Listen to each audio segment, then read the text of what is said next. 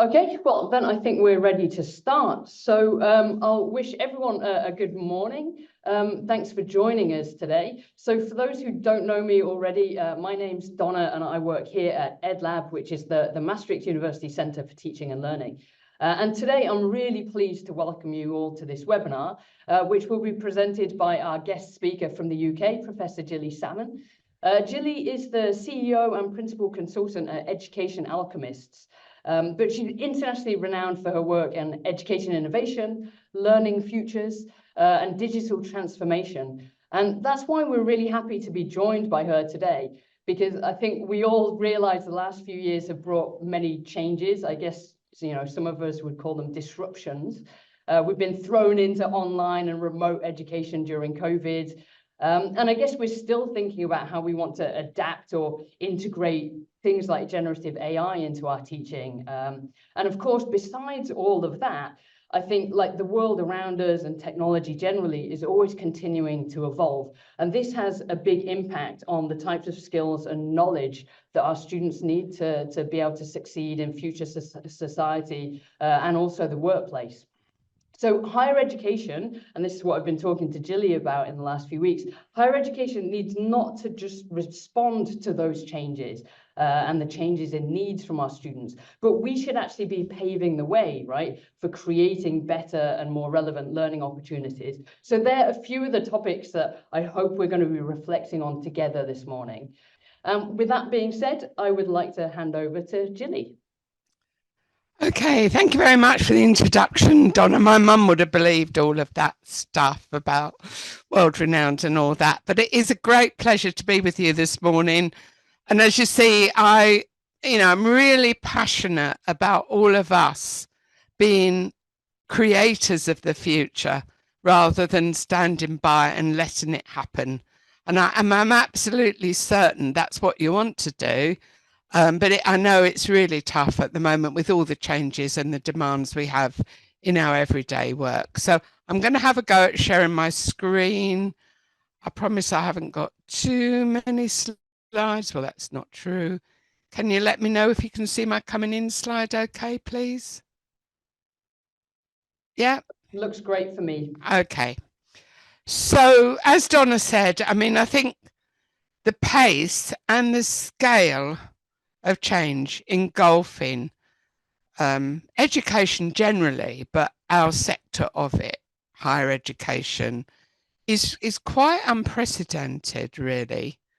We tend to overestimate the speed and impact of technology and underestimate what happens in education in parallel. So the idea of today is that I'm aiming to truly stimulate dialogue and promote our preparedness to work together to deliver outstanding outcomes for our learners and the professionals of the future and the workforce and the societies. So not much really. We're going to try and do that in 90 minutes, okay? Okay. So I think the way we create higher education actually requires a seismic shift in order to prepare the next generation for students for our rapidly changing world. So I'm suggesting in a way that we're really in a living laboratory. I mean, nearly all of us are researchers as well as practitioners. But we can't really research the future. We actually have to live it. And we have to make choices and take some risks in the way we go. So my road, as you can see, has been the one slightly less traveled. But that's what appeals to me. But I'm going to go through 4 ways of thinking about the future and just sort of, this is the spoiler alert. I'm going to ask you later which one of them appeals most to you as individuals or as small groups. And I think we do need a bit of courage at this point. We're academics, we're professionals, you know, to actually forge our own narratives about the way it goes. And you'll see that I think in a way each of us needs to be leaders in our own way, in our own discipline. So it's challenging, but have courage, colleagues, because it's going to pay off, I promise. What we can't do is simply stand by and kind of let it happen. That really is not going to work. So here we go. I'm going to invite you to see whether actually you want to do, having trouble now, the one less traveled. So I tend to be a red futurist. I really am very passionate about how energies, go forward into the future, about how what we do today actually creates powerful statements. As you know, nobody can actually research the future. So the commonest way is to do scenarios.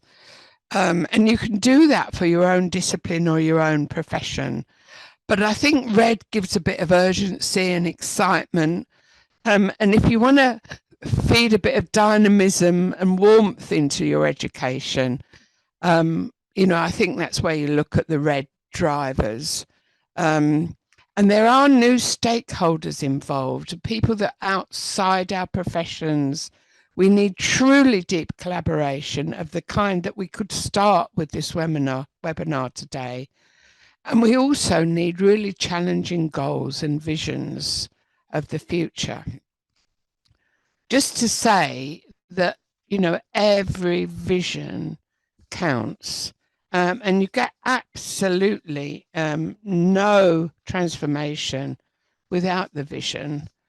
And I want to say just a little bit about digital transformation at this point. And we often confuse it with what you might call digitalization of technology. Of course, they're connected, but in reality, they're quite different.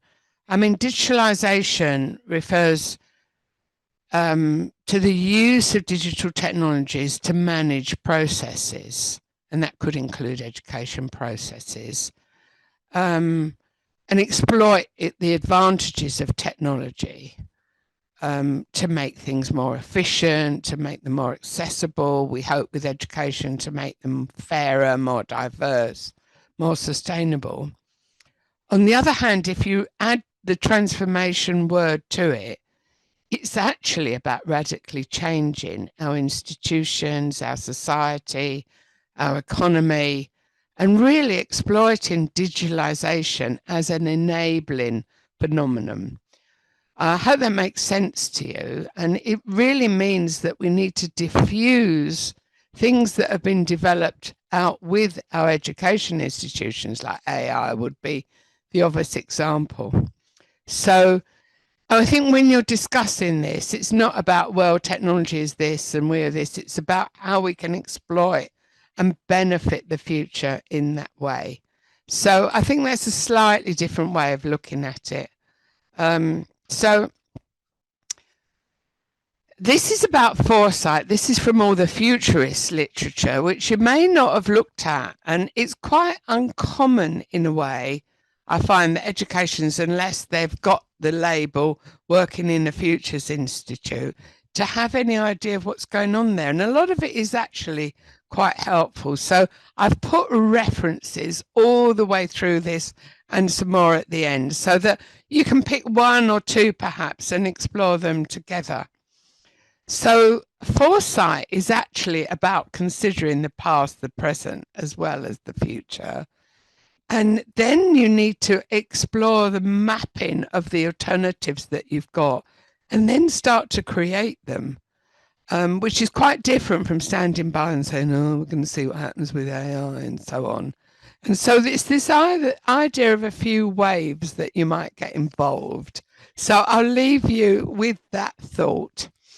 Just to make sure that I refer to the title, which is about Education 4.0.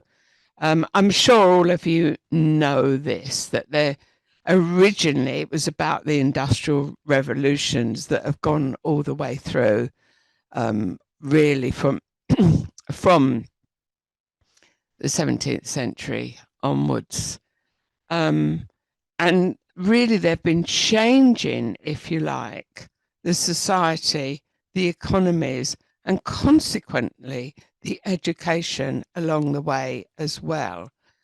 I just want to mention, I promise I won't say too much about Web 5, but Web 5 is also coming, and it's quite interesting. It seems to have been driven very much from decentralization, a lot to do with the models coming out of Bitcoin and those, but it's also starting to address, that a lot of things that super concern us as educators, things like data, privacy, even the control of identity. Yeah, I hear it almost every day. Are the students we're teaching the same ones that we're assessing? I'd be rich if everyone gave me €1 for every time someone's challenged me with that question. And I'm just starting to come across a little bit in the futures literature about, could we leverage AI to improve everyone's emotional intelligence? So whatever you think about the woke society, the whole idea of emotional intelligence is becoming much more important. So I'm just going to leave you with those thoughts. I've given you a reference of Web 5 explained. But I'm going to leave you with that thought that there we are in constant motion. So if we did this seminar next year and the year after and the year after that, that's a thought, Donna. Maybe we should track ourselves along with the developments in the world. So if you want to look even beyond, and red futurists do that, we're always trying to bring the horizon forward a bit. So if that appeals to you, you're a red futurist. Okay, so I've labelled you now. Okay, so this, the reference here is a paper I wrote, and I think what Donna found originally and why she asked me to speak, I think, was this paper. It's on my website. It's an open journal, so you can read it. So I'm not going to go through it, but it is actually an attempt to map the industrial revolutions, the web developments onto education. And it's very, very interesting how we are lagging behind generally, just like we are now. But there, you can actually map them all onto each other. And that's a bit of comfort, because you sort of think, okay, I kind of can see what the drivers were, and I can kind of see what was happening here. Now, I wrote this in 2019, so I'm updating it at the moment. So there will be a publication this year that's obviously post-COVID. But it's quite a useful introduction. And it also shows you that although you can't research the future as such, you can actually understand it better and start to see how you can create it rather than stand by. So you might like to have a glance through that one, which is in there. And of course, I've pointed to where COVID happened, and it did start to accelerate some things. There's no doubt about that. On the other hand, it also put a lot of people off creating the future because it was so traumatic for some. So I'll leave you with that thought. And of course, one of the absolute necessities, if you're going to create new types of learning and new types of education, is to make it sustainable. So I'm not going to investigate each one of these because I've got so much else I want to tell you. But I'm going to delve into one or two of these a little bit more, particularly the design once, deploy many times, particularly the different modes of learning where you've got choices, where you might like to do a little bit to experiment with what the future might look like. And I will mention, of course, future tech. But there are other things you can think about as well on sustainability. The fact that university buildings are so static and so difficult to change, and cost so much year on year, even though the prime investment has gone into them. And the fact that we've now got very different stakeholders, employers, society, environmentalists, all trying to pressurize us to educate students, for very different and very diverse futures. And of course, it's all about the student experience as well. And all of those things have a sustainability element in them. So when you're thinking about, well, what can I do? You always think, well, is this just a project, or is it actually something that will help with the ticking clock that we live in this living laboratory that we're all in? Am I making any sense? Everybody's still alive? Okay. Just to say, I think one simple way of looking at it is that we often feel out of control as individuals. We're educators, we're researchers, we know about our own discipline and profession, and we often feel we can't push out the boundaries a bit. But you can actually start with your own school to push out the boundaries a bit, your own faculty, your institution, your sector. And it's true that when you get in here, you can't necessarily influence it that way, but you can sort of push and make a few bulges here and there in the boundaries. So that might be one way of thinking about it that make it a little bit easier to do a push here and there. So that was red. So, but maybe you're a green person. Maybe you want to be a green futurist. It was all about greenness and sustainability and inspired by the world. And we all know that unless we solve the problems of the globe, now, and no one of us is going to do that, but as educators, I do think we have a responsibility to make future proofing a normal part of our education. So even if you did that with your students, regardless of what and who you teach, you are making a contribution to green futures in that way. Obviously, a lot of people thinking about the sustainability goals. I'm sure all of you know about that. And it's quite interesting. And I'll show you later how you can build that into your learning, not trying to persuade the university to do massive courses in it, but just a little bit in your day-to-day learning. And you will be making your contribution to the future that way. One of the things we know for sure motivates learners is definitely, obviously, will I get a job? Will I get a good job? But also increasingly with the current generation of undergrads, there's quite a lot of research going on to show that they're actually thinking about not only the skills that they need for their future careers, but also the contribution they're going to make to the future. This is just an example of an interactive map.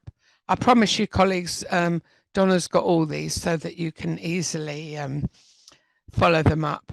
This is an interactive map, and so it's quite interesting if you want to look. It's been done for business skills, but I've been using it with health organisations to help them to see how they need skills for the future.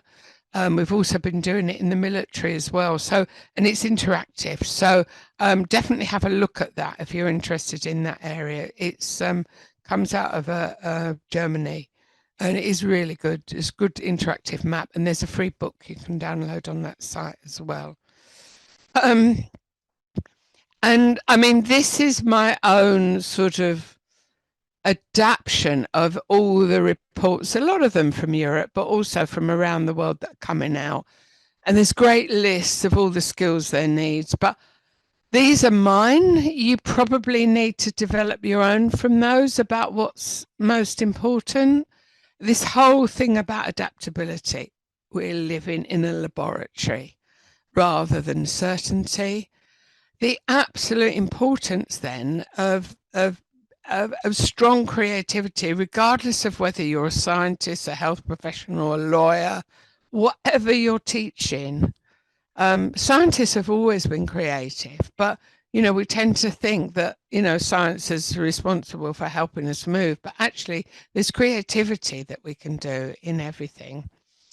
This whole, what I'm suggesting to you here, futures and systems thinking. I mean, futures and systems thinking are two sides of the same coin. And if you can get people thinking in systems, you immediately start to get this rolling forward to being able to create the future rather than stand by. Emotional intelligence, yeah, no. But actually, even a little bit of exploring the future through a more emotional way actually helps you with the first three. And this idea that we are creating the leaders of the future, it's not necessarily going to be all of us that creates the future. It's long term. And so people need leadership skills. They need to be bold. So we need to create a few red and green futurists as well.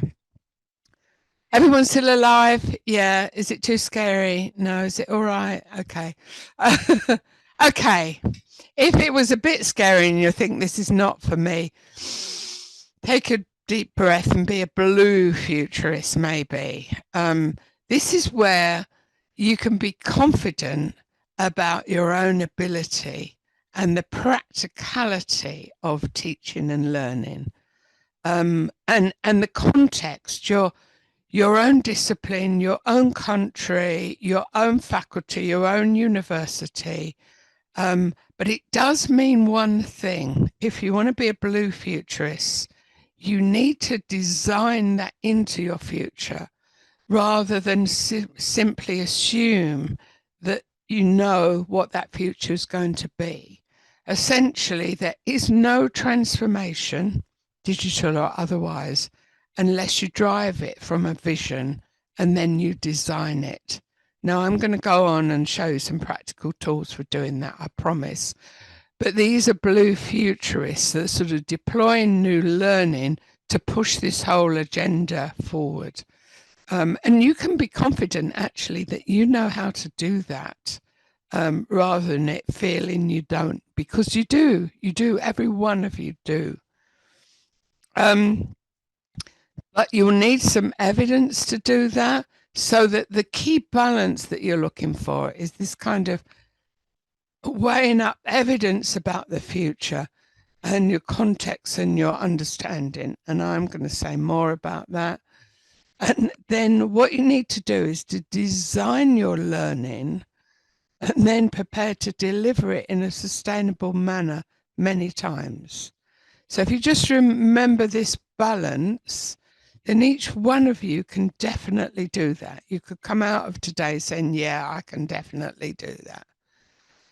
This was something one of my systems students gave me the other day, so I thought you'd like to see it. Plan, what I call design, and then deliver.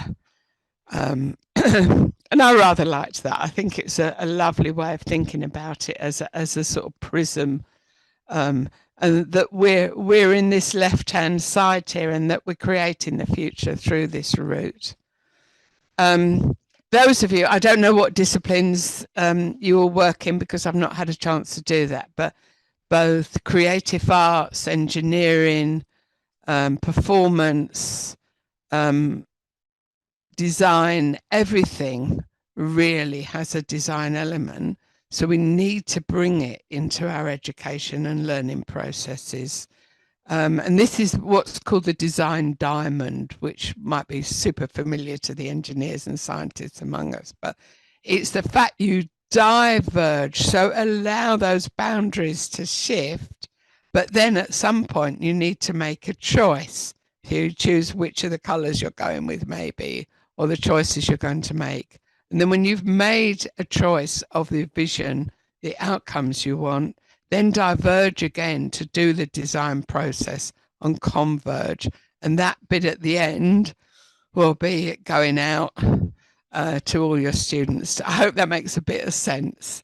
So it's this idea of discovery, define in a way of what you're going to do, but don't do that first. Make sure you've done the divergent bit first, because that's what will turn you into futurists. Then you do develop, deliver, and then allow it to gradually evolve. Now, I'll show you some tools that I use for that, and which are also available to you on my website. So this is the practical achievements bit. You can be multiple colours as a futurist if you like, but this is the yellow. So, okay, burst of sunshine and creativity. Makes you feel you are doing something to help the future and practical achievements. It's not just, you know, the general philosophy bit. So to be a yellow futurist, you need to start to understand some of the amazing options that are open to us now. Sure, location-based, blended learning, hybrid and fully digital. Just finished a research project on this, bit small, but there are pros and cons of all of them, you know, in creating the future. For example, active blended learning, that's the green triangle here. You can still keep all your campus work, but obviously students need and expect much more digital learning, often on their mobiles. And that is quite sustainable, you know, and that's a great way of putting your toe in the water. Hybrid gives learners choice about whether they come to a location or whether they do it online, uses the synchronous tools just like we're doing now, but actually takes quite a lot of setting up and doing the choices of that. You've probably already found that out. Fully digital learning taps directly into being able to recruit much more students and offer your learning much wider. All you need for it, you don't need necessarily fancy stuff except your LMS to get started. And that is very sustainable over the longer term, but does actually need design in advance. And then there's obviously adding more to your campus with all the technology there. So that's, I haven't published on this yet, but if you want to know more about that, I'm happy to tell you more about what's going on. We're trying to work out what the pros and cons and what you actually need to do if you've made a choice in mode of learning, not just delivery of content. And there's also parallel of what you need to do in order to then do the delivery. Some of you know my e-moderating book will know that that was originally for staff development work. And we've just done a revision of the e-moderating skills, which are the role of the deliverer once the design is done. And I've just highlighted 3 there that I think are probably most important for the next couple of years. It does change our role, to be quite honest, into design, deliver, rather than, you know, sage on the stage stuff. And I think, you know, if each one of you had a go at some of this, then you will find that your relationship with the learning and your education changes. This is quite an interesting one. I've been working with some big mergers in Ireland, and this was one particular university where they merged 3 smaller technology universities into one. And they asked me quite rightly if there were some reference sites that where other people had done this kind of transformation in their learning. It was actually really difficult to find one university and say, that's it. I'm sure a lot of you have tried to do this before, to say, okay, well, can I find some exemplars? But just to say, I did a different thing. I actually called in my network and did a whole series of interviews with leaders who probably would not have written up or put out what were often quite commercial processes. but just to see what you actually needed to do in order to transform a whole institution.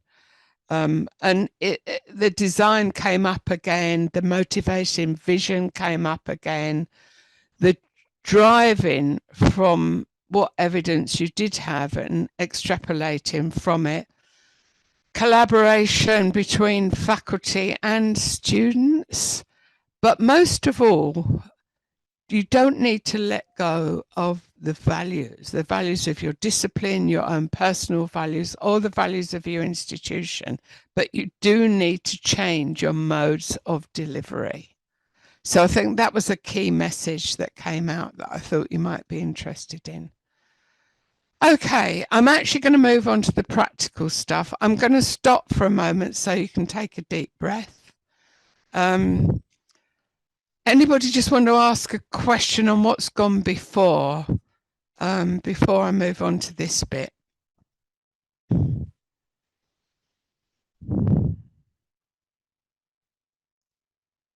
Everyone still alive? Yeah. Shall I keep going then? Yeah. Okay. I've given you the reference to all of this again. This is on my website. It's a learning design process called Carpe Diem,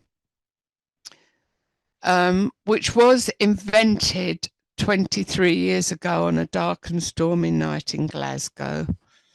But since then, because I've published on it and done it literally hundreds of times, it's been adopted and it's been tested across all levels of education, all disciplines.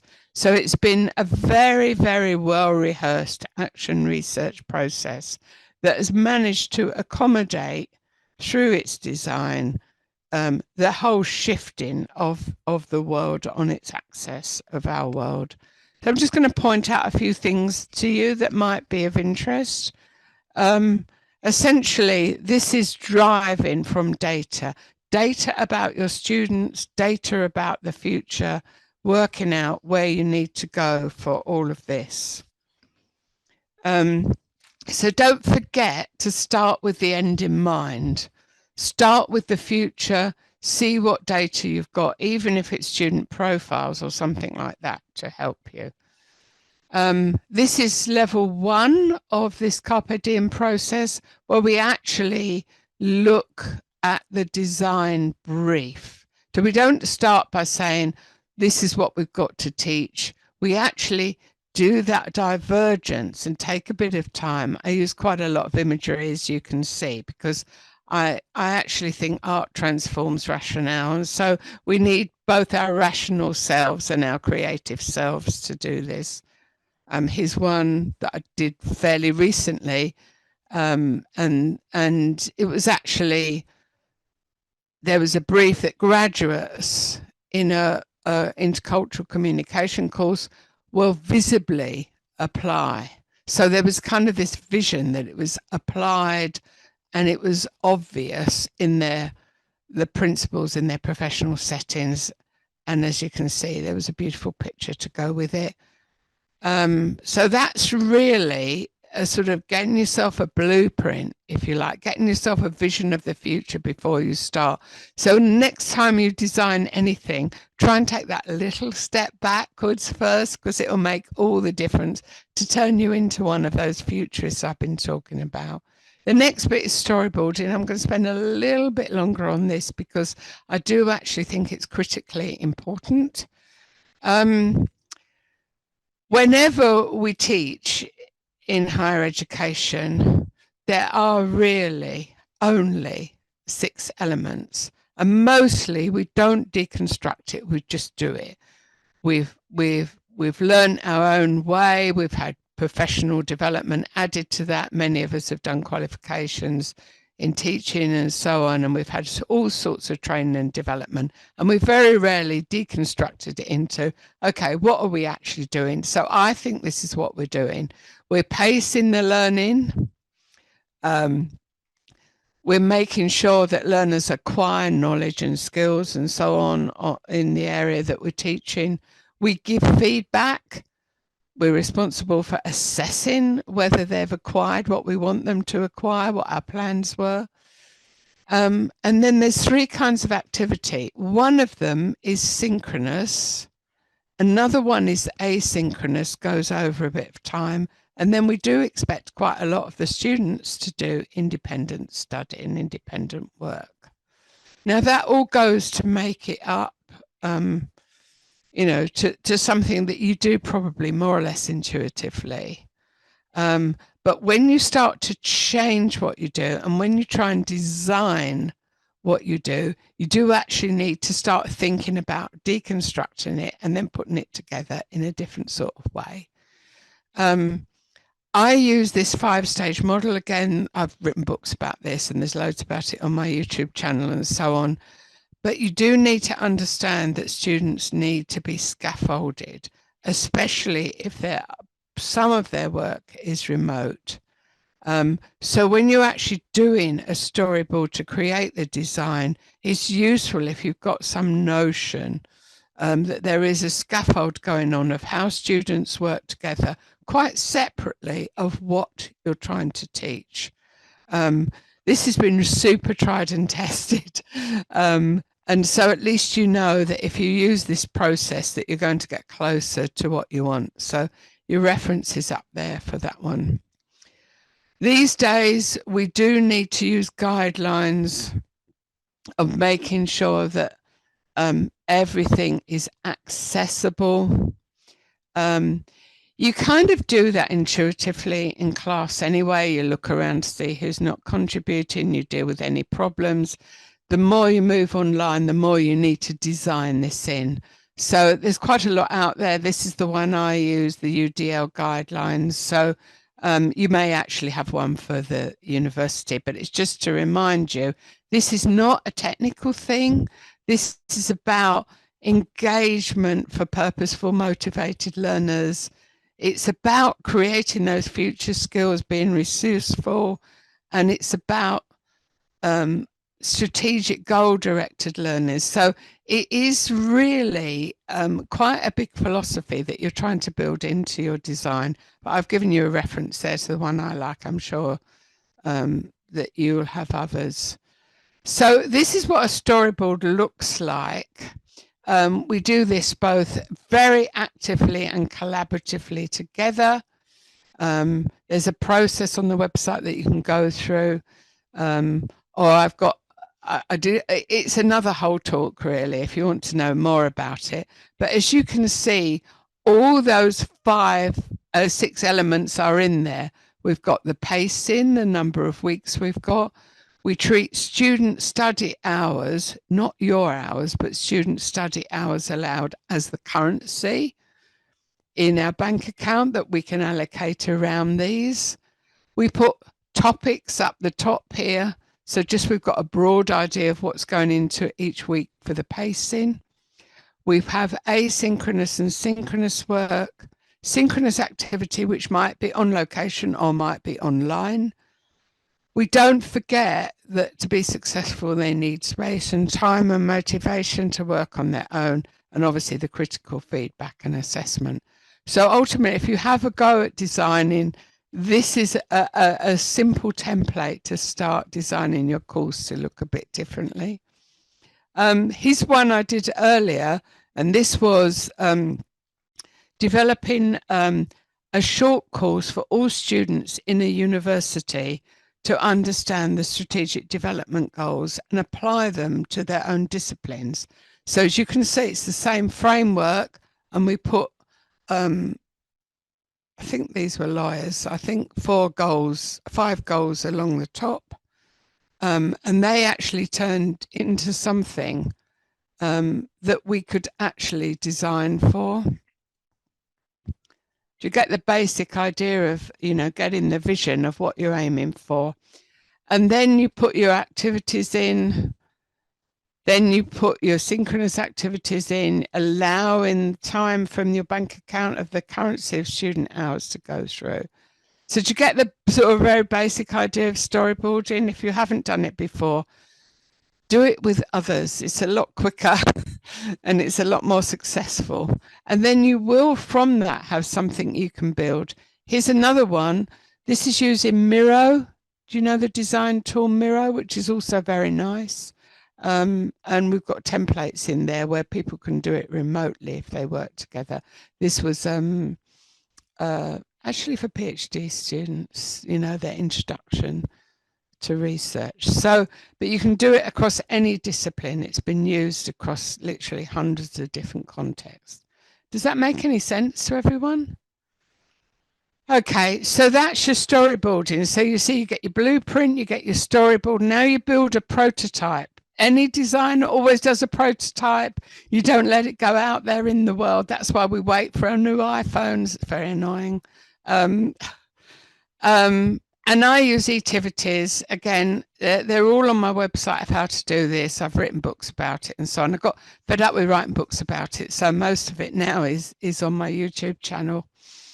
But this is a proven effective framework that incorporates all 6 of those key elements in one go that you saw earlier, that's in your teaching, that you probably have never thought about in that way. And this incorporates also working online or offline. So you can use it for on-campus technology enhanced, you can use it for blended, hybrid, or entirely digital learning. I teach 2 courses that have got 30 eTivities in them, and it's all about active collaborative learning. So I hope you'll have a look at that. And, you know, to know that there are things out there that you can use to help you experiment, to help you prototype and try out things with your students. There are huge benefits from doing this. So I'll just put this up, but once you get the idea of designing once and doing some activities, you then will find that your time actually is quite good, because you'll know exactly where in the semester you need to go online to give feedback on the activities, which will be run through your LMS. So you start to think, okay, this is doable in the limited time that I've got. It's also scalable, because once you've done the design and built it in the LMS, then others can also who have those tutoring skills can help you to scale up. Does that make sense to people? Yeah. Okay, and then there's the reality check. So we always give a lot of feedback to each other. We also do a lot of reviewing and adjusting. We are academics after all. We aim for quality, and then we plan our next steps. But you will find, if you do it in a collaborative way and do this review, this is all done before the students come in, and then your actual delivery is scalable and successful with only the minimum of adjustment. Right, I just want to just ask you now, after all of that, just to think about what else is going on. As I said, when I put up those sort of timelines right at the beginning, I did say we are in a living laboratory and there's no actual certainty, but you will find there's some predictions going on which you may or may not agree with, and you may have your own. So there's quite a lot still going on about virtual reality and augmented reality, which some of you will have already experimented with, but it hasn't scaled. And it still needs to be very accessible, cheap, and so on for that to happen. Well, that may happen by the end of this decade. And the kind of content is dead, and there's a possibility that AI might take over a lot of the content searches, which actually means that there's a much better role for you on inspiration and actually taking people forward into the future as learners and contributors, as I began. It's quite a lot, and this was in the 5.0 literature about tailoring, personalization, being able to focus outcomes. Some people think it's scary, but maybe robotic class assistants, AI emotional support. And there's quite a big movement of all that massive amount of stuff that we've developed for MOOCs, which is hardly mentioned now, that we could actually personalize that and use a lot of that resource. So data is going to be important. Decentralization is going to be important, and it is going to lead to disruption again. So you might want to say, pick just one of those and start to sort of note for yourself how that's going. Because sometimes you get things like the metaverse, which everyone was talking about until ChatGPT came in, and then everyone forgot about the metaverse. So you might want to sort of track what's going on under the surface, perhaps, to see whether that's something you can use and you can rise. And it probably depends what kind of futurist you want to be, whether you want to go with the green flow or whether you're prepared to be red or yellow and make a few things happen for yourself. Now, we can't forget about AI and assessment. I've just put up a few of my favourite sites of the moment. You know, I think we are really having to look at learning analytics again. You know, this kind of human-centered learning analytics, so we can share what's happening with our students. The more we can work in partnerships with students, the less likely they are to try and mislead us in their plagiarism. I've put that top one up there. It's King's College London, which has got a super site on AI and assessment and a lot of practical stuff, which if you're looking for something, I'm sure you've got all your own university policies and support for this, but there's some good stuff on there. And another thing about Universities 21, that still exists, by the way, rethinking assessment in higher education. So there's a few of my favourite sites I've put up there. And I think, you know, the basic message is we need to engage with it so that students understand how to use it ethically and productively rather than ban it. Hopefully you're not banning it. Are you in your university, Donna? No. Okay, so that's the end of my intervention. I'm hoping we can have a discussion about this. I do actually think, and I'm relying on the people in the Netherlands to lead the way on this, you know, that you could swim against the stream a little bit as you have done in the past. There's so much, you know, the idea of art transforming rationale that I'm sure you could drive forward. And you do have, you know, this idea of your, you know, the tradition of collaboration to do this. This was, again, an image that one of my students gave me because it was a play on my words with salmon, which my surname, which means fish, of course. And he said, there's a goldfish swimming the other way, as usual. But maybe you could be a red, yellow, green or blue goldfish swimming. So I'll just point this out before I stop sharing, and we can perhaps move to discussion. That just to remind you, if you get hold of these slides, there's the one that I wrote in 2019. I'm now updating. That's on my website and it's open. There's quite a lot, I think, about the future, that you know, the longer term future, not that long, but sort of 2030, especially related to how work practices are changing and how we need to prepare our students differently, and we have a responsibility to do that. There's the quote on digital transformation, which I think you'll find quite interesting, and there's more work on that. There's an example of the Carpe Diem, you know, where I showed the Carpe Diem, the tools, how you can use it just a little bit, or there's some examples where whole institutions have been transformed by it, and I know it is used in the Netherlands quite a lot. And then there's a couple of ideas of if you want to do scenario thinking. But I'm going to go back on that now and say, I'll first ask whether anyone wants to see any of those slides again. Otherwise, I'll I'll take the presentation off. But over to you, Donna, to see who'd like to speak. We will. We'd love to say thank you very much to Gilly for her time this morning, for joining us from the UK. It's been very interesting, and I think left us with food for thought for the future. I will send all the materials around in an email afterwards. I can see lots of virtual clapping as well going on from the audience. So yeah, thank you very much, Gilly.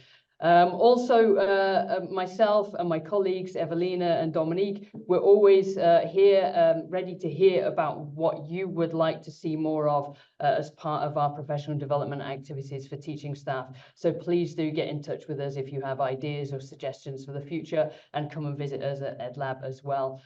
Thank you very much, Gilly Salmon, for your webinar this morning. Best wishes. Bye.